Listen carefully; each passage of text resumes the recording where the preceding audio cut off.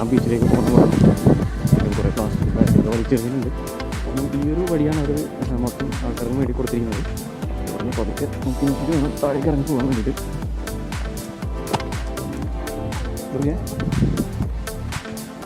അതാണ് അതിലേക്കുള്ള വഴി. പക്ഷേ ഇന്നത്തെ വെതർ ഭയങ്കര കിട്ടുന്ന വെതറാണ്. വലിയൊരു ചൂടും ഇല്ല, മഴ വരുമോ ഇല്ല എന്നുള്ള ആ ഒരു രീതിയിൽ നിൽക്കുന്നൊരു വെതർ ആയതുകൊണ്ട് തന്നെ അങ്ങനൊരു സുഖമാണ് നമുക്ക് നടക്കാൻ. അധികം ടയേർഡ് ആവില്ല. ഐസ് വ്യൂ എന്നൊക്കെ പറയാനുണ്ടല്ലോ, ബോസാണ്, വേറെ ലെവലിൽ വ്യൂ ആണ്. ഭയങ്കര ക്രൗഡാണ്. നമുക്ക് ഈ വ്യൂവിന് വേണ്ടിയിട്ട് വന്നവരാണ് ഫോട്ടോസ് എടുക്കുന്നത്.